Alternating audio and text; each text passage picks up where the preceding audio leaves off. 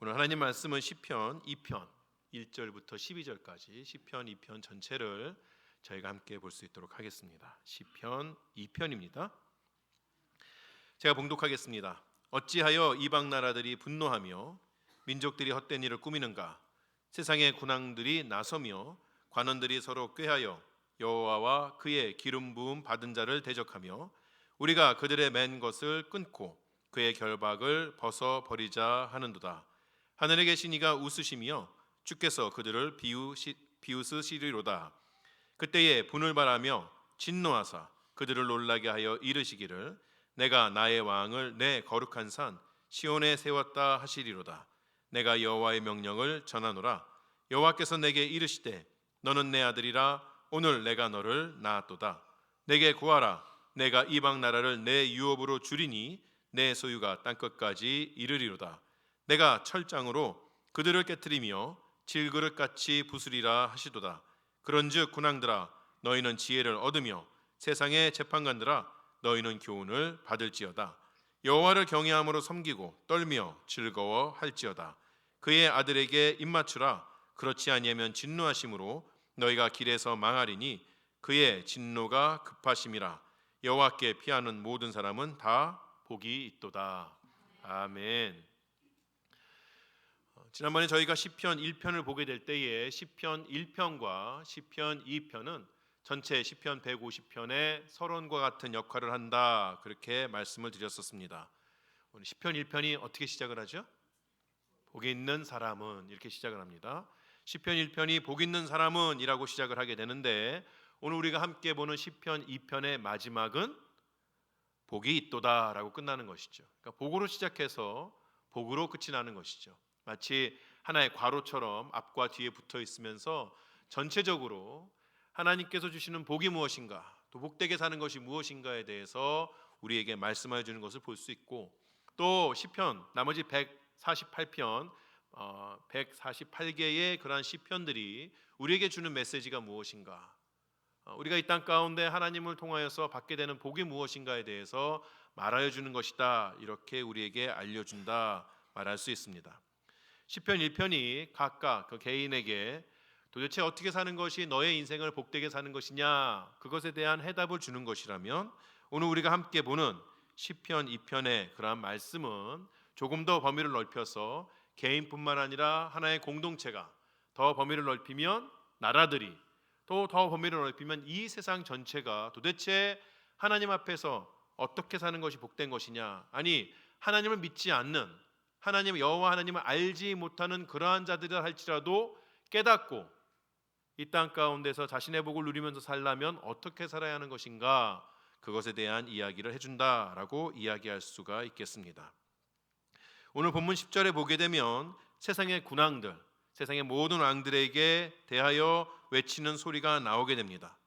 우리가 이 구절을 우리가 좀 여러 번역, 다른 번역으로 함께 읽었으면 합니다. 먼저 우리가 함께 우리 교회에서 사용하고 있는 개역 개정 번역으로 먼저 함께 읽겠습니다.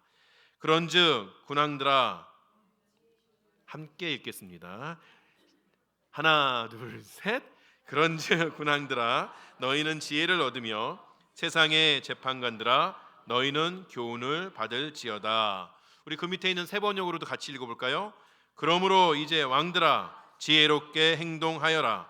세상의 통치자들아 경고하는 이 말을 받아들여라. 우리 공동 번역으로도 함께 읽어보겠습니다. 다음 페이지를 보시면 공동 번역이 나오는데 우리 함께 읽겠습니다. 왕들아 이제 깨달아라. 세상의 통치자들아 정신을 차려라. NIV로도 한번 읽어볼까요? Therefore you kings be wise, be warned, you rulers of the earth. 우리가 쓰고 있는 개역개정보다는 다른 번역들이 훨씬 더 강한 그런 어투로 왕들에게 말하는 것을 볼 수 있습니다. 우리가 이 10절만 보고도, 특별히 지금 나와 있는 조금 전에 다시 한번 보여주시면 공동 번역에 보게 되면 우리 10절만 볼 수 있더라도 알 수 있는 것은 지금 세상의 군왕들이, 또 지도자들이 무언가 지혜롭지 않은 행동을 하고 있다는 것을 알 수 있는 것이죠. 그리고 그 행동이라는 것은 무언가 더 큰 재앙, 아주 큰 재앙을 가져올 것이기 때문에 그냥 그 상태로 머물러 있어서는 안 된다는 것을 우리에게 말해주고 있습니다. 그렇다면 세상의 군왕들이 하고 있는 것이 무엇일까요? 그들은 어떤 문제를 가지고 있기에 시편 기자가 그들에게 그렇게 강하게 외치고 있는 것일까요? 2절과 3절, 오늘 본문의 2절과 3절이 그 내용을 말해주는 것을 볼 수 있습니다. 다시 한번 제가 이 두 절을 읽겠습니다. 세상의 군왕들이 나서서 관원들이 서로 꾀하여 여호와와 그의 기름 부음 받은 자를 대적하며 우리가 그들의 맨 것을 끊고 그의 결박을 벗어버리자 하는도다. 2절에 보게 되면 하나님의 기름 부음 받은 자라는 그런 이야기가 나오게 되는데, 이 하나님의 기름 부음 받은 자라는 것은 1차적으로 따지면 다윗의 자손들, 다윗의 후손으로 태어나서 유대 나라의 왕이 되었던 그 많은 왕들을 가리키는 것이라고 이야기할 수 있고, 그 많은 왕들 중에서도 특별히 다윗과 솔로몬을 가리킨다고 얘기할 수 있습니다. 실질적으로 다윗이 왕이 되었을 때에, 또 솔로몬이 왕이 되었을 때에 그들은 유대 나라만 다스린 것이 아니라 그 주위에 있는 모든 민족들, 많은 민족들을 직접적으로 간접적으로 다스리고 있었던 것을 볼 수 있는 것이죠. 하지만 이 여호와께 기름 부음 받은 자라는 것은 결국에는 앞으로 오게 될 우리 시편이 쓰여졌던 그 시점으로 보게 되면 앞으로 오게 될 미래에 오실 그 메시아를 가리키는 것이다, 예수 그리스도를 가리키는 것이다라고 이야기할 수가 있습니다. 예수님께서 이 땅에 영원한 왕으로 오실 메시아, 그 바로 하나님의 기름 부음 받은 왕이시기 때문에 그렇습니다. 그래서 이 시편은 다른 어떤 시편들보다도 신약 성경에 훨씬 더 많이 인용되는 것을 볼 수가 있습니다. 이렇게 하나님의 기름 부음 받은 자가 있는데 지금 열방들이 하고자 하는 일이 무엇입니까? 그 기름 부은 왕들에 의해서 통치를 받고 있는 그 현실로부터 벗어나고자 하는 것이죠. 그 밑에서, 그 왕의 밑에서 각 지역을 다스리는 세상의 왕들이 그의 통치를 자신을 얽어매고 결박하는 것이라고 여기고 있다는 것이에요. 그렇기 때문에 세상의 왕들은 항상 그 여호와께 기름 부은 왕의 통치로부터 벗어나기를 바라고 계획들을 세우고 있는 것이죠. 이제 그들은 자신들의 관원들까지 다 불러서 그 계획을 구체화해 나아가기 시작합니다. 어찌 보면 이러한 것은 당연한 일이다라고 이야기할 수도 있을 것 같아요. 역사가 늘 그렇지 않습니까? 힘을 가지고 통치하는 자가 있고 그 힘에 눌려서 통치를 받는 사람들이 있는 것이죠. 통치를 받는 사람들은 가만히 있는 것이 아니라 그 통치에서 벗어나려고 계속해서 노력을 하게 됩니다. 인류 역사를 이렇게 보게 되면 이것은 늘 있어왔던 것이고 늘 있어왔던 일이기 때문에 자연스럽다고 이야기할 수도 있을 것 같아요. 우리나라 역사에 있어서도 외세가 침입하여서 우리나라를 다스릴 때에 영향력을 주고자 할 때에 그때에 항상 우리는 그 영향력에서 벗어나기를 바랬던, 또 그렇게 해왔던 역사가 있었던 것이죠. 그런데 오늘 이 시편 2편을 쓴 기자는 이 당연한 일을 가리키면서 분노하게 됩니다. 왜 분노하는 것일까요? 왜냐하면 지금 세상을 다스리고 있는 왕이 그냥 왕이 아니라 여호와께서 기름을 부으신 왕이기 때문에 그렇습니다. 나라들마다 다른 나라에 대사를 보내게 되죠. 근데 그 대사에 대해서 함부로 대하는 것, 그 대사에 대해서 반대하고 반역하는 것, 이러한 것들은 그 한 사람, 대사 한 사람에게 대한 반역이 아니라 그 대사를 보낸 왕이나 그 나라에 대한 반역으로 여겨지는 것이죠. 마찬가지로 지금 여호와께서 기름 부으신 왕이 있는데 그 왕의 통치로부터 벗어나려고 하거나 그 왕에 대해서 반역을 한다는 것은 단순히 한 인간에 대한 반역이 아니라 그를 세우신 하나님에 대한 반역이기 때문에 지금 이 시편 기자는 그것에 대해서 분노하고 있다는 것이에요. 지금 모략을 세우고 그래서 그 영향력을 키워서 그 왕으로부터 벗어나려고 하는 그러한 사람들은 자신들이 이 땅을 창조하신 창조주 여호와께 반역하는 것이라고 생각하지 않았을 수도 있습니다. 단순하게 자신의 눈앞에 있는 그 왕만 없어지게 되면 자신들이 더 많은 자유와 더 많은 힘을 가지게 될 것이라고 생각했던 것이죠. 그러나 하나님은 그렇게 여기지 않으신다는 것이에요. 그래서 2절은 기름 부음 받는 자를 대적한다라고 이야기하지 아니하고 여호와와 기름 부음 받는 자를 대적한다라고 말하는 것을 볼 수가 있습니다. 여러분, 사람들이 어떻게 눈에 보이지 않는 하나님을 대적할 수가 있을까요? 눈에 보이지 않는 어떤 존재에 대해서 무언가를 한다는 것은 참 어려운 일이죠. 마찬가지로 눈에 보이지 않는 하나님 앞에 반대한다, 반역한다, 대적한다, 이러한 일들이 어떻게 보면은 상당히 뜬구름 잡는 그러한 이야기처럼 들릴 수도 있습니다만, 사람들은 어떻게 눈에 보이지 않는 하나님을 대적하느냐? 하나님께서 세우신 이들을 대적하는 것이 곧 하나님을 대적하는 것입니다. 하나님의 말씀을 대언하며 그 말씀대로 살고자 하는 이들을 핍박하는 것이 하나님을 대적하는 것이에요. 예수 그리스도께서 피로 세우신, 그래서 이 땅 가운데 천국의 복음을 전하고 이 땅 가운데 하나님의 나라를 실현하려고 오늘도 부단히 노력하는 그 교회를 대적하는 것이 하나님을 대적하는 일이라는 것이죠. 우리가 말씀을 따라 살려고 하고 복음을 전할 때에 이 세상이 우리를 대적하는 것에 대해서 두려워할 필요가 없습니다. 왜냐하면 하나님께서는 세상이 그런 우리를 대적하실 때에 너희는 지금 이 땅에 있는 그 신자들을 대적하는 것뿐만 아니라 하늘을 다스리시는, 땅을 다스리시는 나를 대적하고 있는 거다라고 하나님께서 여기시고 우리의 편이 되어 주시기 때문에 그런 것이죠. 그렇기 때문에 우리는 하나님 편에 있다 하면 세상이 우리를 대적한다 하여도 그 모든 대적들이 하나님에 의해서, 우리가 아니라 하나님에 의해서 결국에는 다 부서질 것을 믿고 주님 앞에 더욱더 강건하게 나아갈 수가 있다는 것이죠. 세상은 끊임없이 이 땅에서 하나님의 사람들을 쫓아내려고 어리석은 일들을 반복해 옵니다. 이런 이야기는 예수님의 비유에서도 나오는 것을 볼 수가 있어요. 누가복음 20장에 나오는 이야기입니다. 한 사람이 포도를 만들어 놓고 일꾼들을 불러다가 일을 시킨 다음에 자신은 타국으로 떠나게 되는 것이죠. 주소할 때가 되어서 이 포도원 주인이 멀리서 자기의 몫을 받고자 하여서 종들을 이제 보내는 것이죠. 근데 이 농부들이 어떻게 합니까? 종이 올 때마다 때리고 능욕하고 쫓아냅니다. 자신들이 마땅히 주인한테 주어야 할 그 어떤 것도 주지 아니하고 쫓아내는 것이에요. 마침내 이 주인이 어떤 일을 하죠? 자신의 아들을 보냅니다.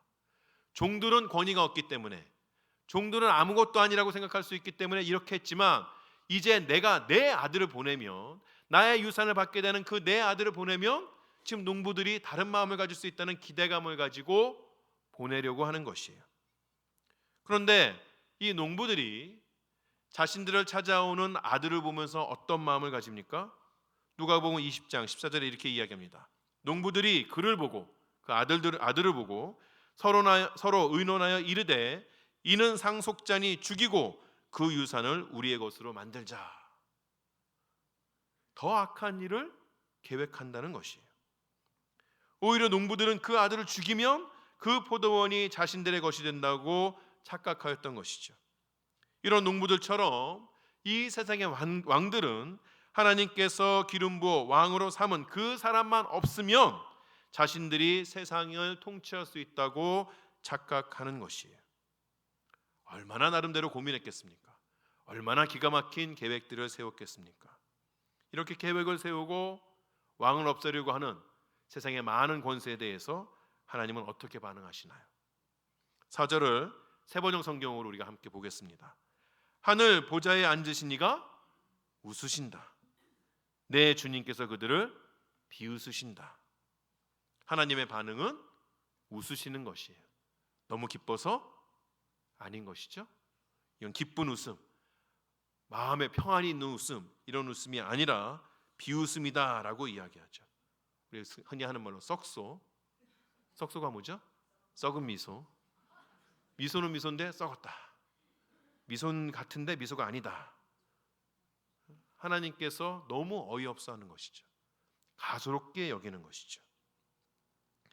우리는 시편 기자가 묘사하는 지금 이 썩소를 하나님 앞에 썩소를 날린다 그래도 될지 모르겠는데, 비웃으시는, 성경에 있는 말로 하죠.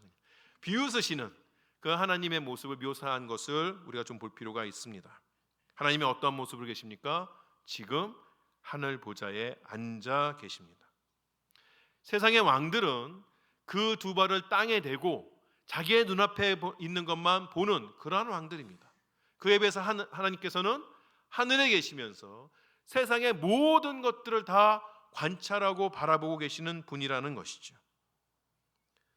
그저 인간은 자기 눈앞에 있는 것을 보고 판단할 뿐이지만 하나님은 모든 것을 보시면서 판단하시는 분이라는 것을 우리가 알아야 한다는 것이죠. 인간이라는 것은 자신의 인생의 한 치 앞도 알 수 없는 그러한 존재에 불과하지만 하나님께서는 영원부터 영원까지 계신 분으로서 모든 시간에 일어나는 모든 일들을 다 알고 주관하고 계시는 분이라는 것이죠. 어떻게 이 두 사이에 그저 자기 앞도 모르는 그런 존재와 모든 것을 아는 존재와 둘 사이에 싸움이라는 것이 있을 수가 있을까요? 가당치 않은 일인 것이죠.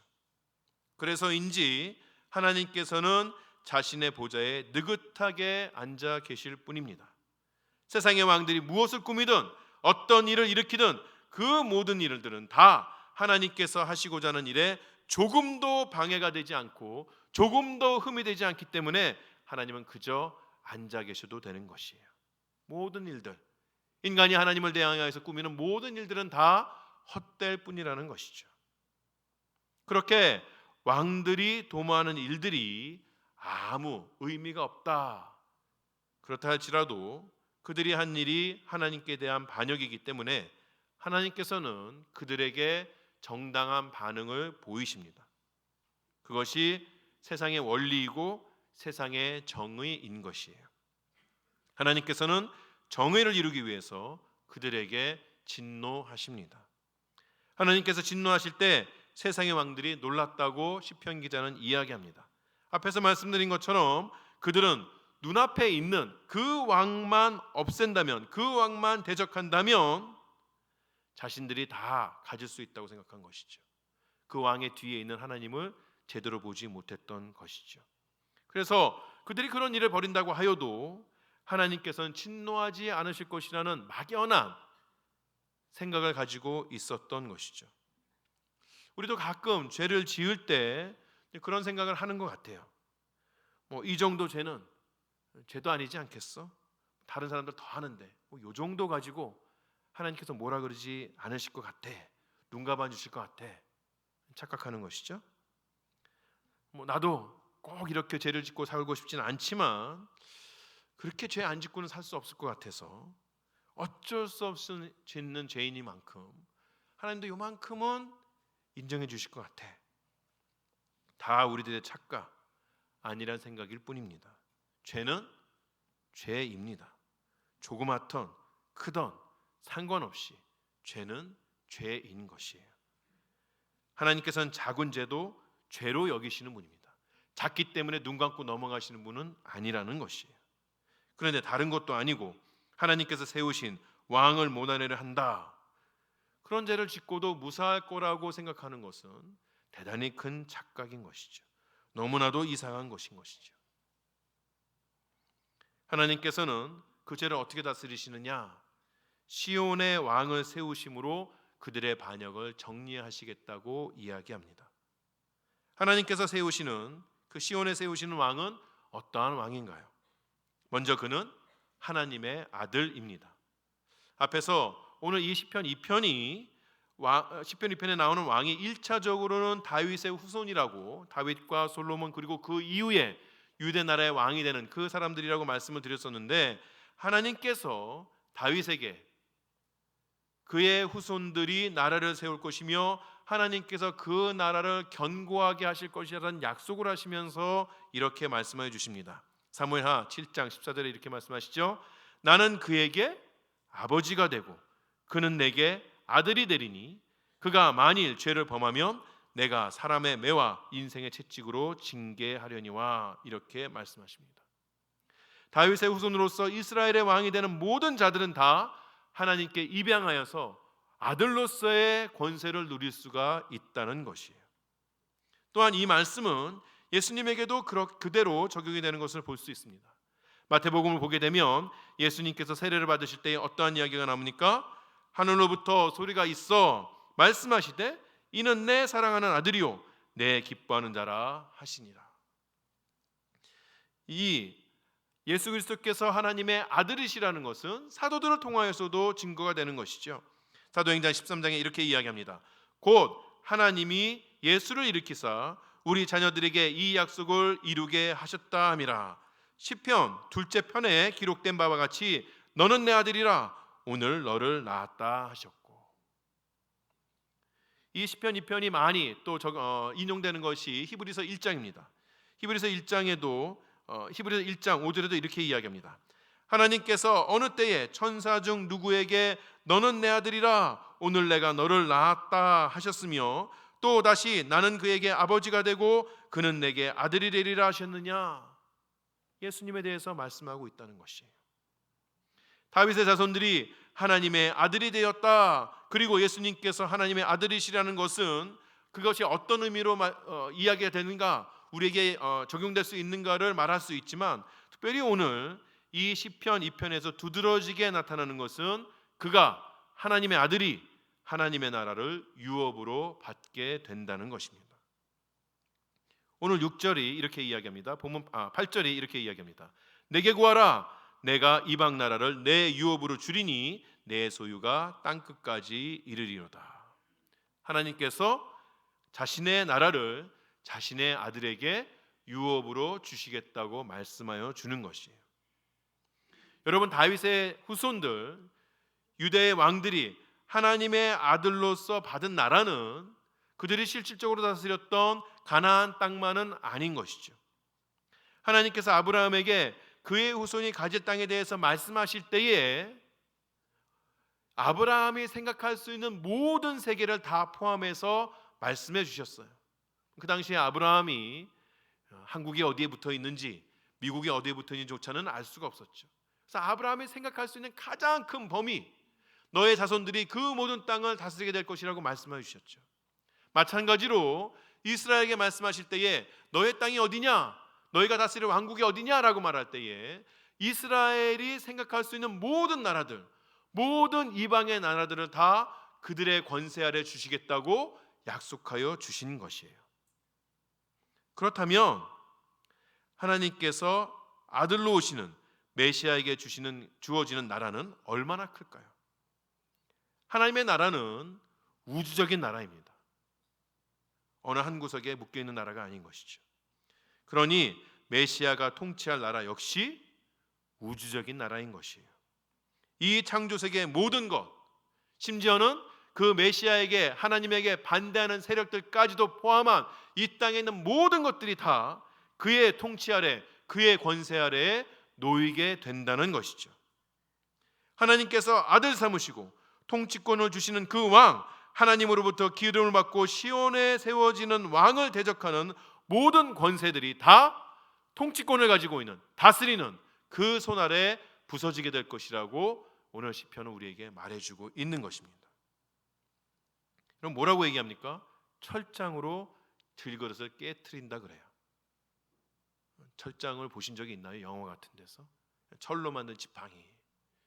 저는 그 기독교적인 영화에서는 본 적은 없고, 옛날에 손오공 보니까 뭐 그런 마귀들이 이렇게 나오면 철로 된 몽둥이, 보기만 해도 무시무시하죠. 저걸로 한 대 맞으면 정말 뼈도 남지 않을 것 같은. 근데 그 철장을 가지고 약하디 약한 그러한 질그릇을 부시는 것처럼 하나님과 그의 기름 부음 받은 왕이 대적들을 처절하게 부술 것이라고 말하고 있는 것이에요. 이것이 세상의 원리입니다. 세상의 사람들은 어리석어서 이 원리를 다 알지 못하는 것이에요. 그들은 자신들이 힘이 더 세지면, 자신들의 지혜가 더 늘어지면 하나님의 나라를 자신들이 빼앗아올 수 있다고 착각하면서 오늘도 살고 있는 것이에요. 하나님의 손에 붙잡힌 자신의 인생을 해방시켜서 내 마음대로 살아보겠다, 이런 꿈을 가지고 살고 있는 것이에요. 그러나 그런 그들의 시도는 처참하게 끝이 날 것입니다. 하나님의 진노 아래 그들의 삶은 다 산산조각이 나고 말 것이에요. 시편 기자는 세상의 모든 이들이 이런 헛된 마음으로 살아가고 있음을 알았습니다. 심지어는 다른 이들을 올바른 길로 인도해야 할 그러한 사명에 있는 많은 나라의 지도자들 또한 이 사실을 제대로 인식하지 못하고 오히려 더 큰 헛된 망상 속에 살고 있다는 것을 알았어요. 사람들은 자신의 지도자들을 바라보면서 저 사람은 우리보다 더 능력이 많아서, 저 사람은 더 우리보다 지혜로워서 우리를 좋은 길로, 바른 길로, 평안의 길로 인도하여 줄 것이라고 생각했는데 오히려 지도자들은 자신의 교만함에 빠져서 실질적으로 이 사회에서, 이 세상에서 일어나고 있는 일을 알지 못했던 것이죠. 그래서 시편 기자는 세상의 왕들에게 외칩니다. 왕들아, 이제 깨달아라. 세상의 통치자들아, 정신을 차려라. 이렇게 말하고 있는 것이에요. 시편 기자가 그렇게 부르짖으면서 세상의 왕들에게 전하여주고 싶어하는 지혜란 것이 무엇일까요?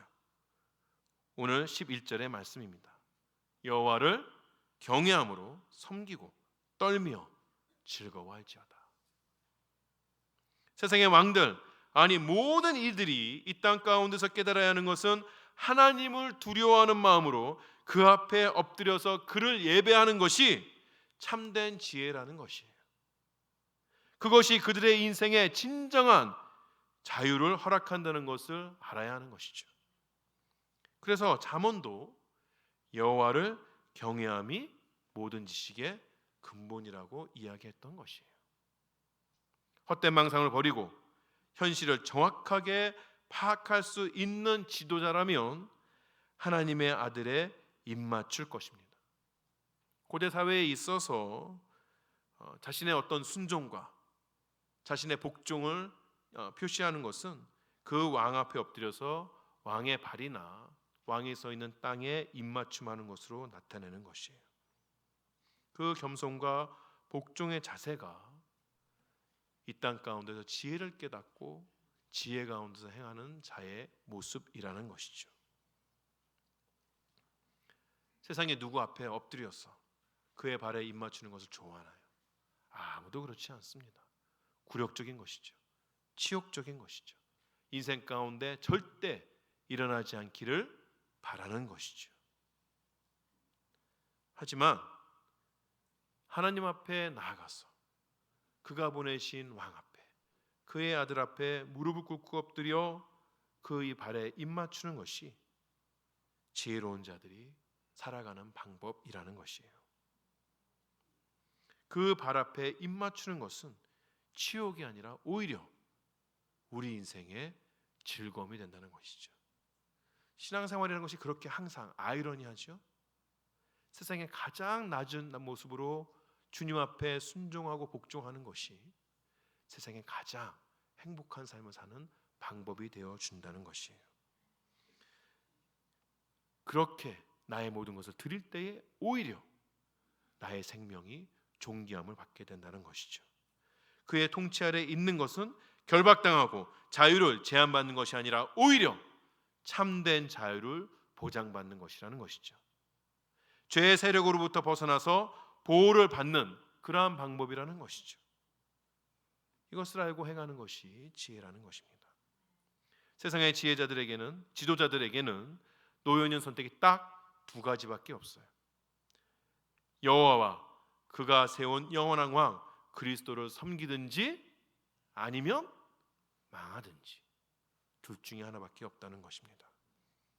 나라는 또는 공동체는 어떤 지도자를 가지는 것이 복된 것일까요? 이 지혜를 가진 지도자를 가지는 것이 복되다는 것이에요.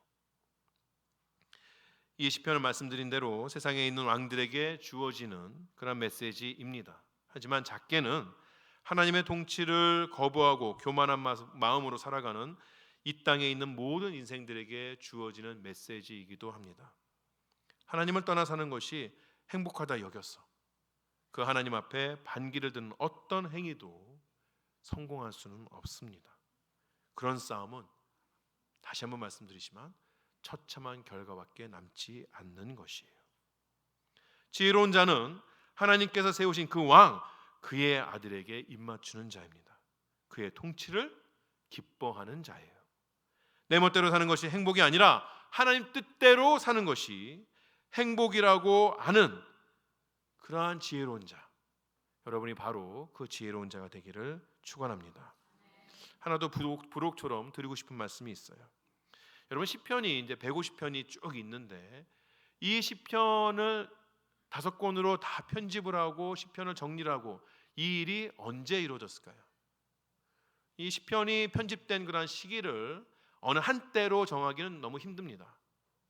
다윗이 시편을 지으면서부터 그것들이 다윗의 시편집 이렇게 유대인들에게 계속해서 오고 더 발전되어서 시편 150편이 마련이 되었죠. 근데 마지막으로 편집이 끝난 것은 유대 나라가 다 망하고 유대인들이 바벨론으로 포로가 되어져 간 그 시기다, 포로기 시기다라고 이야기합니다.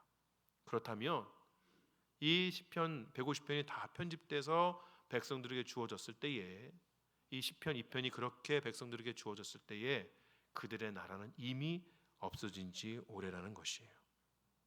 그때에 유대인들이 나라를 잃은 유대인들에게 이 시편 2편은 어떤 의미가 있었을까요?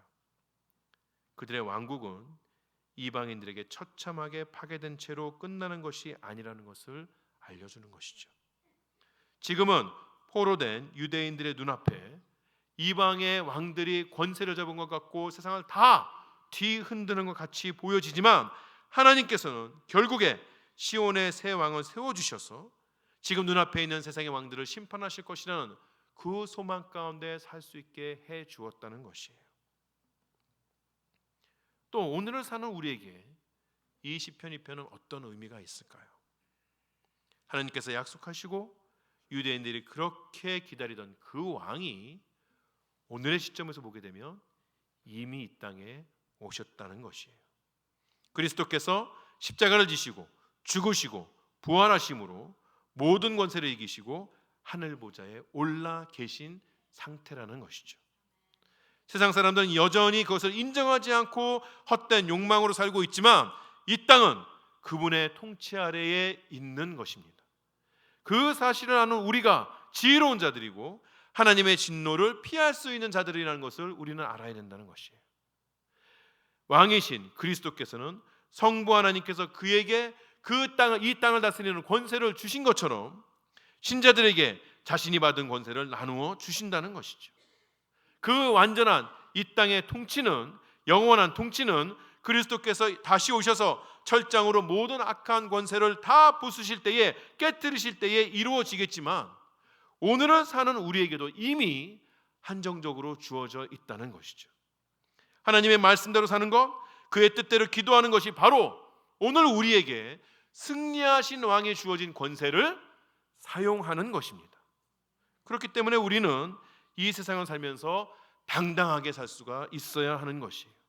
세상이 우리를 막아서더라도 우리는 겁내지 말고 전진할 수가 있어야 하는 것이죠. 왜? 지금 오늘 이 땅을 다스리는 것이 우리 눈앞에 보여지는 수많은 세상의 권력자들이 아니라 지금도 하늘 보좌에서 우리를 위하여 중보하고 계시는 예수 그리스도께서 다스리고 계시기 때문에 그런 것입니다. 여러분, 그 마음으로 다스리시는 그 왕 앞에 엎드려 그의 손을 붙잡고 나아가시길 바랍니다. 오늘부터 시작되는 이번 한 주간도 하나님께서 우리에게 주신 그 약속을 굳게 잡고 예수 그리스도의 통치를 경험하며 믿음의 길을 걸어가시는 여러분이 되시기를 주의 이름으로 축원합니다. 기도하시겠습니다.